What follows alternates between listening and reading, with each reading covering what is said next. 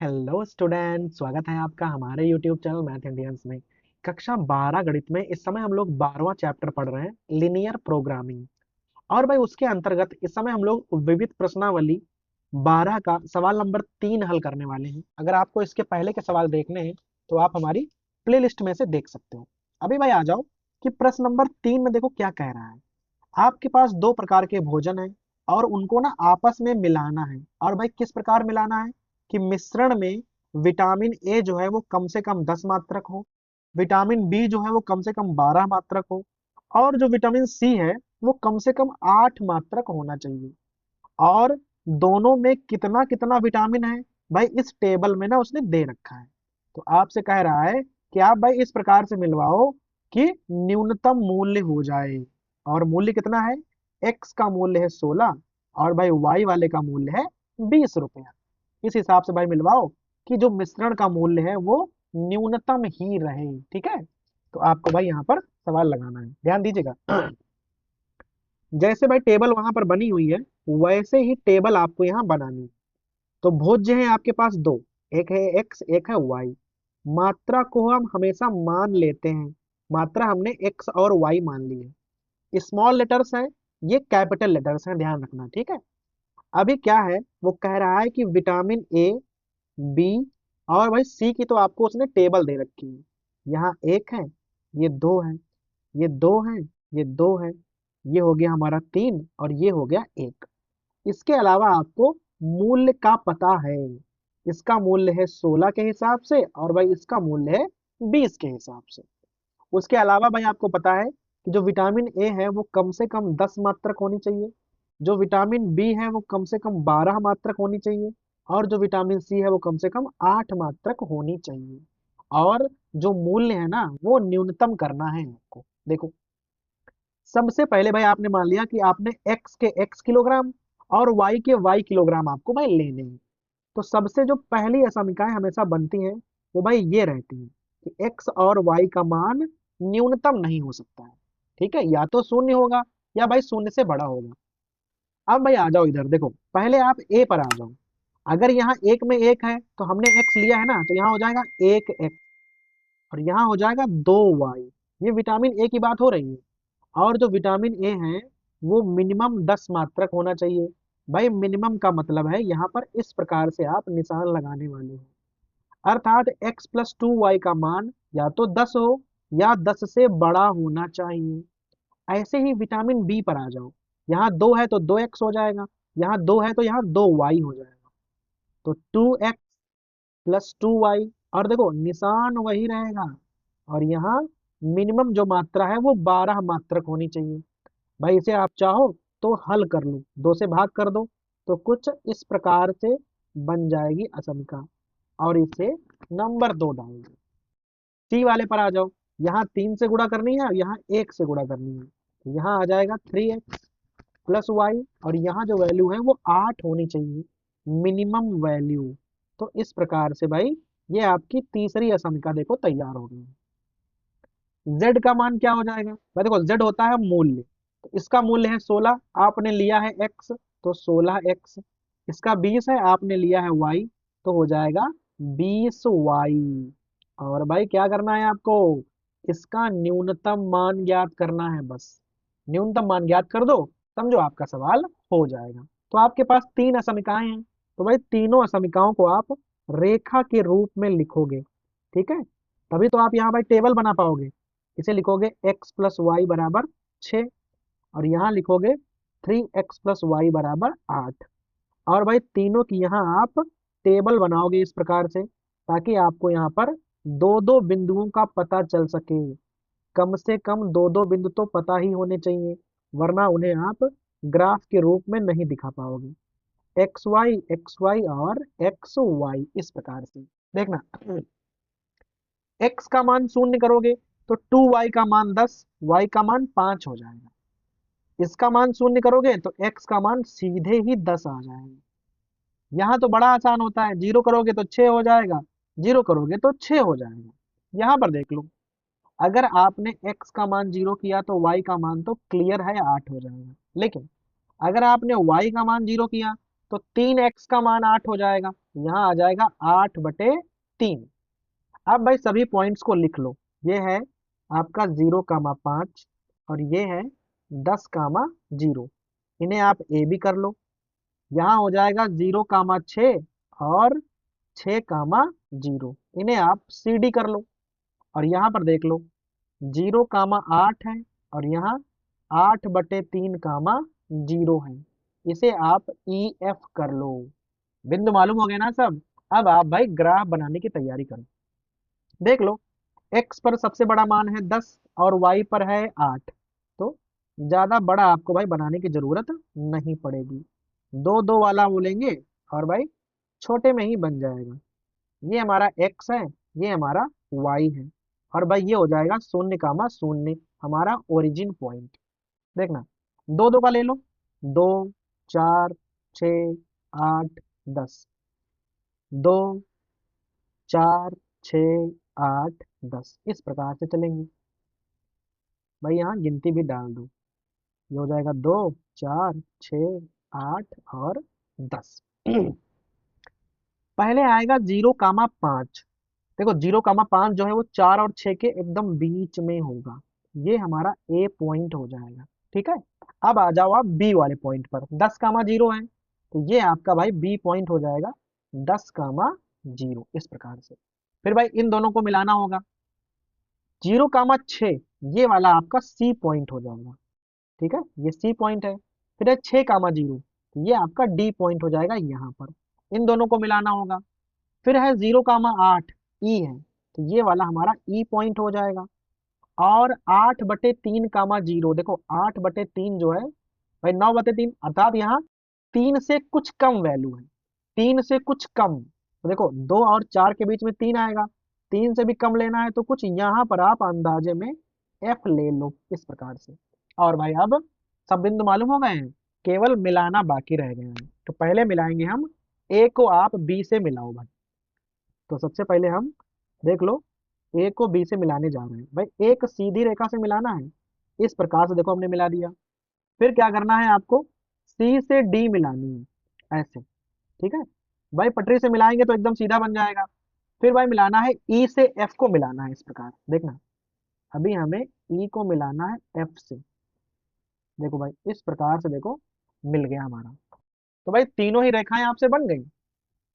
अब है क्या, अभी आपको ना संतुष्ट कराना पड़ेगा। ये एक ही रेखा है, ठीक है।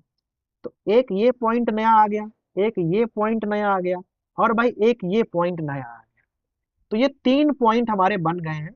इनका नाम चाहे डाल लो, पी क्यू आर। जिसमें हमें पी और क्यू की आवश्यकता पड़ेगी पर शायद आर की आवश्यकता नहीं पड़ेगी। अब भाई पूछो कि जान कैसे गए हम।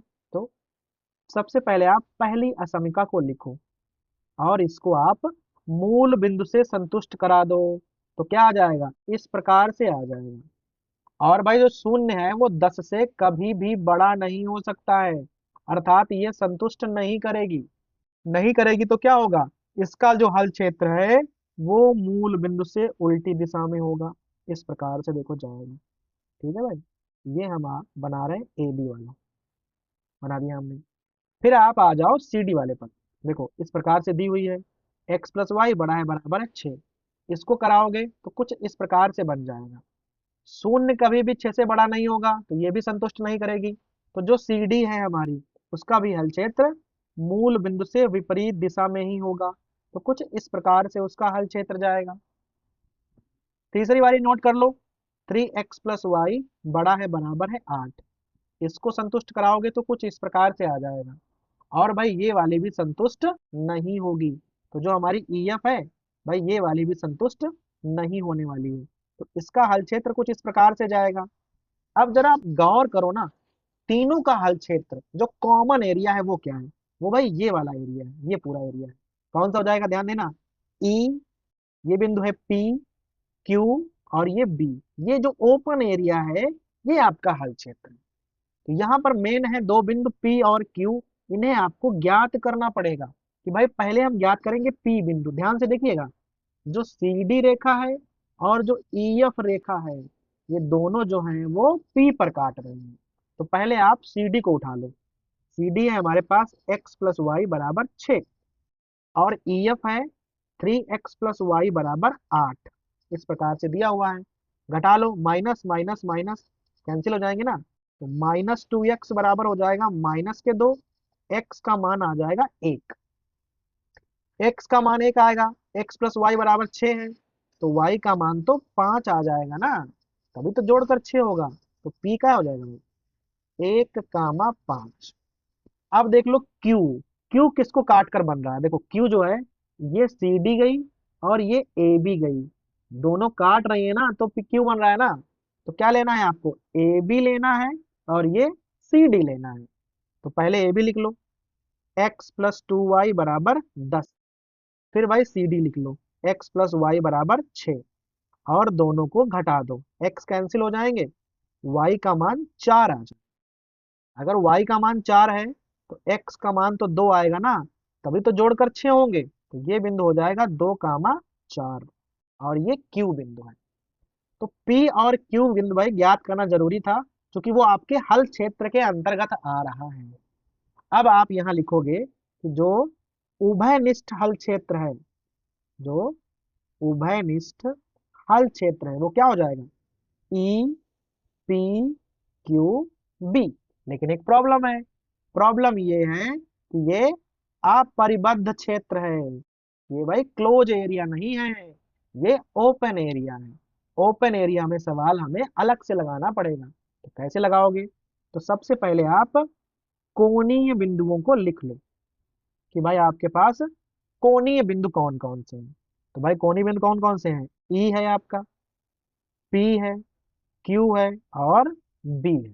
ठीक है, ई कितना है, देखो भाई ई है आपका 0, 8, जो पी है वो हो जाएगा 1, 5, जो क्यू है वो 2, 4 हो जाएगा, और जो आपका बी पॉइंट है ना वो 10, 0 हो जाएगा। जेड हमने ऊपर लिखा हुआ था 16x प्लस 20y।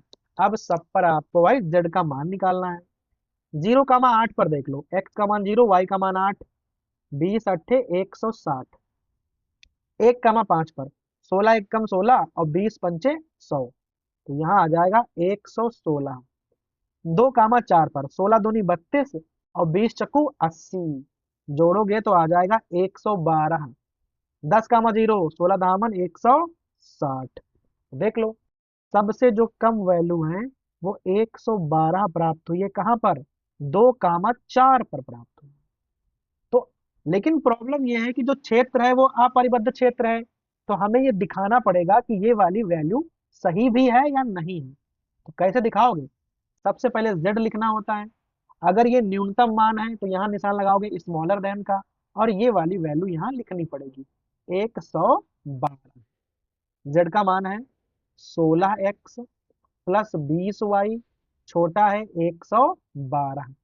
और भाई इसके लिए आपको एक अलग से टेबल बनानी पड़ेगी, और इसे भी हम दिखाएंगे उसी वाले ग्राफ में। इसका मान 0 है, तो 20y का मान 112, तो यहाँ हो जाएगा 112/20। यहाँ 0 करोगे तो 16×7=112, यहाँ तो सीधा 7 आ जाएगा, कट जाएगा ना, पर यहाँ तो कटेगा नहीं। तो एक बिंदु हो जाएगा 0, 112/20। देखो 20, 5, 100 और 20, 6 = 120, 6 से कुछ कम लेना है।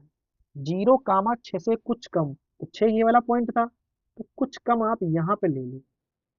फिर है 7, 0, 6 के बाद यहाँ 7 आएंगे तो ये वाला पॉइंट हो जाएगा। एक और चीज जो भाई आपको हम हर सवाल में बताते हैं, ये z का 112 मान कहाँ पे आया है, 2, 4 पे आया है ना। तो जो ये रेखा खींचोगे ना वो पक्का Q से होके जाएगी, जो भी रेखा होगी वो Q से होकर जरूर जाएगी, क्योंकि Q वाला पॉइंट उसे संतुष्ट कर रहा है। तो इस बात का भाई आपको ध्यान रखना पड़ेगा। एक चीज और जो भाई ध्यान रखनी पड़ती है कि ये जो रेखा है ये डॉट डॉट खींची जाती है, इस प्रकार से ये जो रेखा है ये डॉट डॉट खींची जाती है। होता क्या है कि आपने रेखा खींच दी, फिर जो z है ना ये मूल बिंदु को संतुष्ट करेगा, करके देख लो। जो शून्य है वो 112 से छोटा है, तो इसका जो हल क्षेत्र है वो मूल बिंदु की तरफ होगा, ऐसे। फिर ये आपको मिलाना होता है कि जो ये वाला हल क्षेत्र है ना z वाला, और जो आपका हल क्षेत्र आया था अपरिबद्ध वाला, क्या दोनों में कुछ कॉमन है, कॉमन तो नहीं है। वो वाला ऊपर की ओर है, ये वाला नीचे की ओर है। कुछ भी कॉमन नहीं है ना, साफ साफ। अगर कुछ भी कॉमन नहीं है तो ये वाला आंसर सही है। अगर कुछ भी कॉमन होता तो ये वाला आंसर सही नहीं माना जाता। तो आंसर तो क्लियर है भाई, आंसर हमारा सही आ गया है। तो यहाँ आप लिखोगे जो हमारा जेड मिनिमम है उसका मान हो जाएगा 112। और कहाँ पर प्राप्त हुआ है, 2, 4 पर। अर्थात एक्स का मान 2 है और वाई का मान है 4। देख लो, एक्स का मान आ गया 2, वाई का मान आ गया 4। और जो जेड है ना वो क्या हो जाएगा, 112 रुपया आ जाएगी। अर्थात जो ये वाला भोजन है 2 किलो लेना है, ये वाला भोजन लेना है 4 किलो। आपकी भाई सारे जो प्रतिबंध है वो संतुष्ट भी हो जाएंगे, और आपको न्यूनतम जो मूल्य है वो 112 रुपए ही रहेगा। क्लियर हो गया भाई। तो ये हो गया हमारा सवाल नंबर 3। अब भाई इसी प्रकार से ना आप प्रश्न नंबर 4 को पढ़ें, क्या लिखा है देखो। एक निर्माता है जो 2 प्रकार खिलौने बना रहा है। खिलौने हैं ए और बी, 3 प्रकार की मशीनें हैं, ठीक है। तो यहाँ पर भाई क्या है, मशीनों के जो घंटे हैं वो एक टेबल में आपको दिए हुए हैं कि भाई किस प्रकार से कौन सी मशीन किस खिलौने पर काम करती है। तो वो तो आप टेबल देख के जान ही जाओगे कि भाई क्या करना है। ऐसी ही टेबल एक हम कॉपी पर बना लेंगे। कह रहा है कि प्रत्येक जो मशीन है ना वो अधिकतम केवल 6 ही घंटे काम कर सकती है। ये भी भाई आपको मालूम है, क्लियर है ना। अभी है क्या कि ए जो खिलौना है उस पर 7.5 रुपए का फायदा होता है, और जो बी खिलौना है उस पर 5 रुपए का फायदा होता है। तो अधिकतम लाभ कमाना है, और यहाँ आंसर भी दे रखा है। ए का मान आएगा 15 और बी का मान आएगा 30। यहाँ भाई शो करना है, अर्थात सवाल जो है वो सिद्ध करना है। तो हम मान लेते हैं कि हमें ये आंसर याद नहीं है, पता नहीं है, तो हम यही वाला आंसर उत्तर में निकाल देंगे। एक और बात, ये जो मशीनों की संख्या है ना, ये मिनटों में है, क्योंकि भाई अधिकतम यूज है 6 घंटे का। तो जो टेबल है ना ये बनी है मिनटों के हिसाब से, साफ साफ लिखा है मिनटों में दिया हुआ है। ठीक है, देख लो। इसको देखकर हम टेबल कैसे बनाएंगे। सबसे पहले आप यहाँ लिखोगे कि आपके पास भाई खिलौने जो हैं वो कितने प्रकार के हैं। तो खिलौने हैं 2 प्रकार के, ए और बी। हम क्या करते हैं, मात्रा तुरंत ही मान लेते हैं कि इसका एक्स बनाएंगे इसका वाई बनाएंगे, पहले से क्लियर है। फिर 3 मशीनें हैं, फर्स्ट, सेकंड और थर्ड। टेबल बनी हुई है, उसको आप वैसे ही उतार दो। 18 है, 0 है, 6 है, 9 है। ये सब वैल्यू ना मिनटों में है, और अधिकतम 6 6 घंटा तीनों मशीनें ही आप चला सकते हो। उसके अलावा आप नहीं चला सकते। फिर यहाँ भाई लागत जो है, सॉरी जो लाभ है आपका वो दिया हुआ है। इस पर है 7.5 रुपया, और भाई इस पर है आपका 5 रुपया। जो आपका लाभ है ना वो अधिकतम चाहिए हमें। तो देख लो, इसके एक्स बनाएंगे इसके बनाएंगे वाई। तो यहाँ जो सबसे पहली असंख्या हम बनाते हैं, हर एक सवाल में हम भाई पहली चीज यही लिखते हैं कि एक्स वाई का मान कभी भी ऋणात्मक नहीं होना चाहिए। दूसरी बात, जेड का मान हम यहाँ लिखते हैं, यहाँ हो जाएगा 7.5x और यहाँ हो जाएगा 5y। और ये वाला मान हमें मैक्सिमम लाना है। अब आ जाओ मशीनों पर, देखो यहाँ लगते हैं, पहले मशीन एक पर आ जाओ। एक में लगते हैं 12 मिनट, और हमने बनाए हैं एक्स। तो यहाँ हो जाएगा 12x। यहाँ 6 है, यहाँ y है, तो हो जाएगा 6y। सामने ये घंटे हैं, 6 घंटे हैं, और ये चीजें मिनट में हैं। तो 6 घंटों में कितने मिनट होंगे, 360। दूसरी बात, यहाँ निशान लगेगा स्मॉलर देन इक्वल टू का, क्योंकि जो ये टाइम है ना, ये वाला टाइम, ये 360 मिनट के बराबर हो या कम हो। क्योंकि मशीन जो है वो 360 मिनट के ऊपर चल नहीं सकती है। सबसे पहले उसने ये बात बोल दी है आपको। इसे थोड़ा सरल करके चलना पड़ेगा, तो भाई सरल कर लो। 6 से भाग हो जाएगा, 2x + y छोटा है बराबर है 60। और इसे आप नंबर 1 डाल लो। यहाँ पर आ जाओ, यहाँ हो जाएगा आपका 18x, और ये हो जाएगा आपका 0y। निशान सेम यहाँ रहेगा। तो y तो 0 है, छोड़ दो, 18 से भाग कर दो, तो यहाँ हो जाएगा x। और क्या हो जाएगा, सीधा 18 से भाग करोगे ना तो यहाँ 20 आ जाएगा। इसे आप नंबर 2 मान लो। ठीक है, ये वाला थोड़ा मजेदार हो गया यहाँ पर। तीसरी मशीन चलाओ अब। 6x यहाँ हो जाएगा, यहाँ 9y हो जाएगा, निशान वही रहेगा, और सब में 6 घंटे हैं, तो यहाँ पर भी 360 ही आएगा। यहाँ आप चाहो तो 3 से भाग कर सकते हैं। तो 2x + 3y और निशान वही रहेगा, यहाँ 120 और ये नंबर 3, 3 असंख्याएं हमारी तैयार हो गई। अब तीनों की टेबल बनानी है, देख लो। 2x + y बराबर 60 कर लो, यहाँ पर x बराबर आप 20 कर लो, और यहाँ पर 2x + 3y बराबर 120 कर लो। ठीक है, यहाँ आपको भाई बनावे टेबल एक इस प्रकार से बनानी है। यहाँ आप टेबल नहीं बनाओगे ना, तब भी आप इस रेखा को खींच सकते हो। ठीक है, तो उसके लिए हमें टेबल की जरूरत नहीं पड़ेगी, उसे हम डायरेक्ट ही खींच सकते हैं। अभी बताएंगे कैसे। x का मान 0 करो, y का मान 60, y का मान 0 करो, 2x का मान 60, 30 हो जाएगा। x का मान यहाँ 0 करो, 3y का मान 120, अर्थात 40 तिया 120, यहाँ 0 कर दो, तो 2x का मान 120, 60 आ जाएगा। यहाँ x का मान 20 है ना, देखो x का मान 20 है, y का मान होगा 0, तो 20 का मान 0 से होकर जाएगी, और x बराबर समथिंग लिखा है ना, तो जो ये रेखा है ना, ये y अक्ष के समांतर होगी, तो इसे हम डायरेक्ट ही खींच सकते हैं। ठीक है, अब इन्हें हम खींचेंगे कैसे भाई, तो उसके लिए क्या करना पड़ेगा, x अक्ष और y अक्ष हमें तैयार करने पड़ेंगे। देखना, इस प्रकार से हम यहाँ x अक्ष और y अक्ष को खींचने वाले हैं। ये हो गया x और ये हो गया y, ये हो गया हमारा ओरिजिन पॉइंट 0, 0। देख लो, y पर 60 है और x पर भी 60 है, सबसे बड़ी संख्या। 20 20 करके चलते हैं, 20 40 60, 20 40 60, इस प्रकार से भाई पैमाना मान लेंगे, 20 40 और 60। देखना आप यहाँ भाई हो जाएगा 0, 60, ये वाला 0, 60 हो जाएगा, तो ये है 0, 60। ठीक है, ये ए पॉइंट है, ये बी पॉइंट है, ये सी पॉइंट है, ये डी पॉइंट है, तो ये वाला हमारा हो जाएगा ए पॉइंट। फिर है 30, 0, देखो 20 और 40 के बीच में कहीं पर 30 होंगे, ये हमारा है बी पॉइंट। ए और बी को आपस में मिलाना है। सी पर आ जाओ, 0, 40, तो ये होगा 0, 40, सी पॉइंट है। ये है 60, 0, ये हमारा डी पॉइंट है।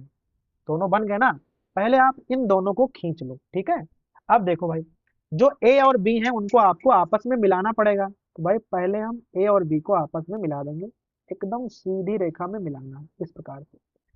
फिर सी और डी को आपस में मिलाना है, देखो सी और डी को भाई आपस में मिला देंगे, ऐसे देखो एकदम सीधी रेखा में।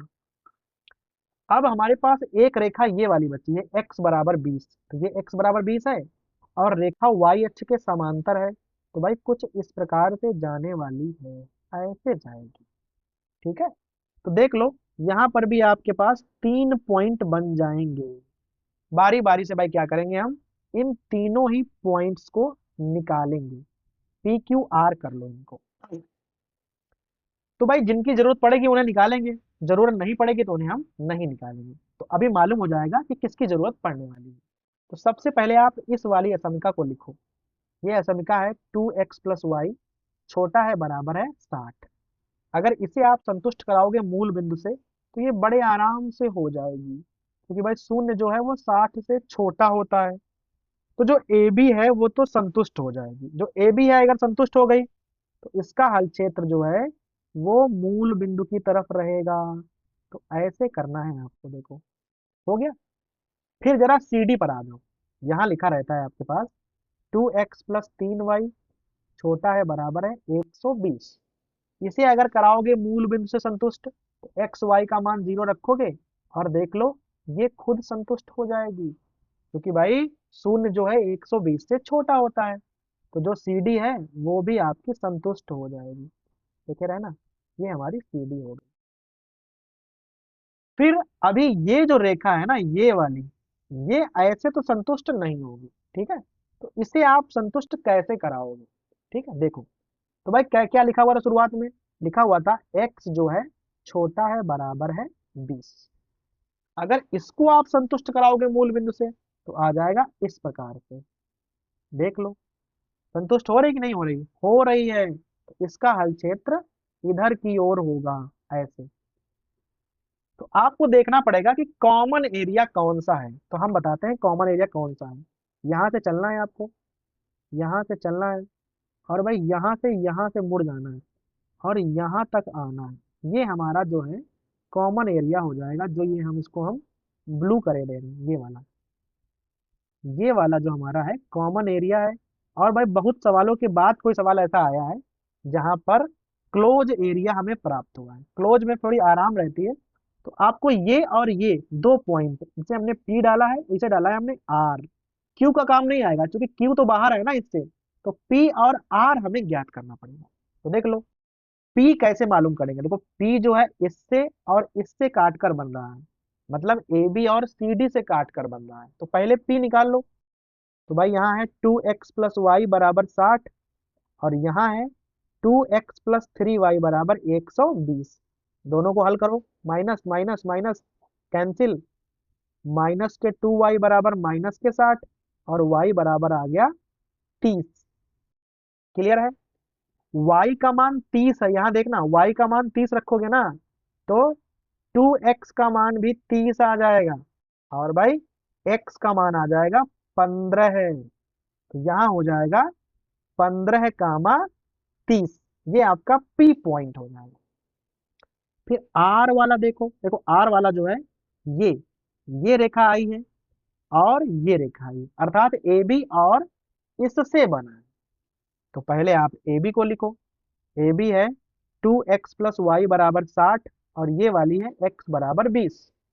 x बराबर 20 रखोगे तो 20 दूना 40 जाएंगे, तो यहाँ आ जाएगा y बराबर 20, और पॉइंट क्या हो जाएगा, पॉइंट हो जाएगा 20, 20, और ये आपका R पॉइंट हो जाएगा। ये दोनों ही पॉइंट हमें भाई जरूरत पड़ेंगी।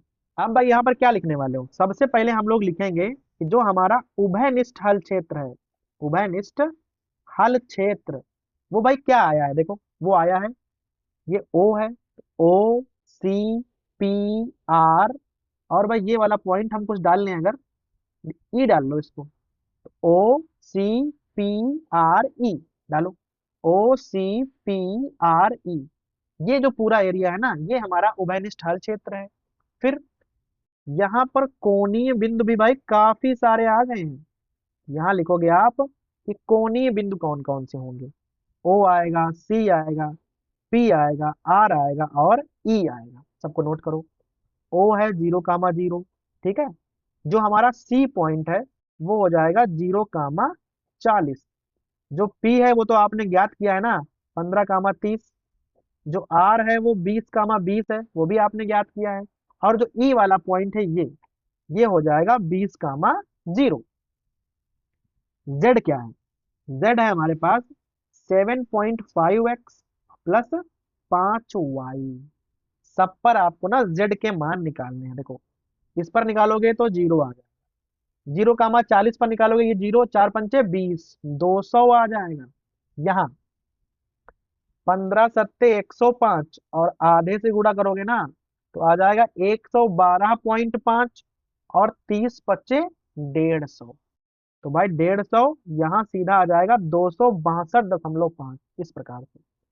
यहाँ देखो 20, 20 पर 7 दूनी 14, 1, 15, 150, और 20, 5, 100, 250, और इस पर तो केवल आएगा 150। लो सबके मान मालूम हो गए।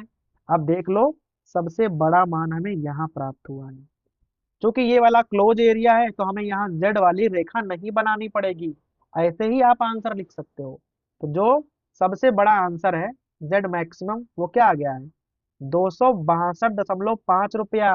और कहाँ पर प्राप्त हुआ है, 15, 30 पर प्राप्त हुआ है। इसका मतलब है एक्स का मान 15 है और वाई का मान 30 है। तो आ जाओ इधर, एक्स का मान 15 है, अर्थात ए वाले खिलौने 15 बनाने पड़ेंगे और बी वाले खिलौने 30 बनाने पड़ेंगे। और भाई देख लो किताब में यही चीज आपको सिद्ध करनी थी, तो भाई हमने सिद्ध कर दी, हमने उत्तर निकाला और देखो भाई सिद्ध हो गया। क्लियर है? तो ये हो जाएगा हमारा प्रश्न नंबर 4।